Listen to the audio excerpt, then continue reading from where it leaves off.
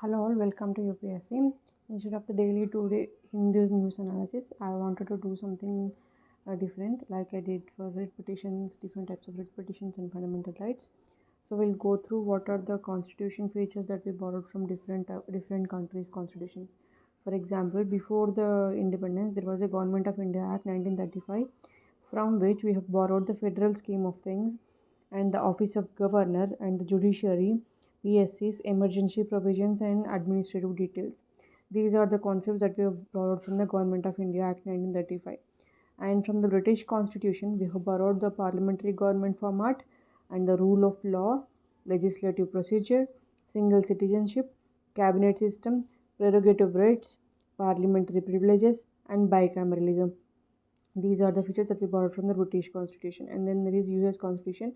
It's all about freedom. So you have fundamental rights, independence of the judiciary, judicial review, impeachment of the president, removal of SC and High Court judges, and post of vice president. That is from US. And there is Irish Constitution. We have DPSP. This is one specific feature, so it is often come in the prelims. So DPSP, nomination of members to Rajya Sabha and method of election of president from Irish Constitution.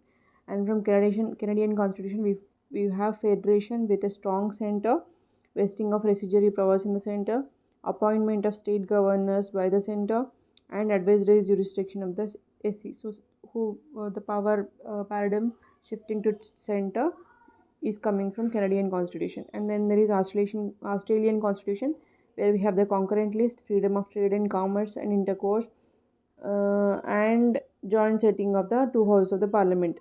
That's from Australia. Weimar Constitution of Germany. This is, you can remember Germany with the emergency, suspension of fundamental rights during the emergency.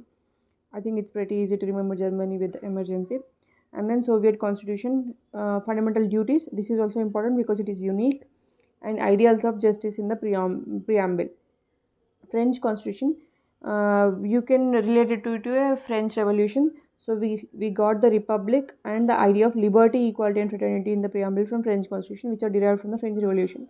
And South African Constitution, we got the procedure of amendment of the Constitution and the election of members of Rajya Sabha. From the Japanese Constitution, we got the procedure established by law.